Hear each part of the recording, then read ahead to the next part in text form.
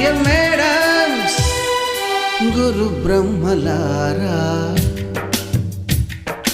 ఎక్కడో పుట్టి ఎక్కడో పెరిగి ఇక్కడే కలిశాము. చదువులమ్మ చెట్టు నీడలో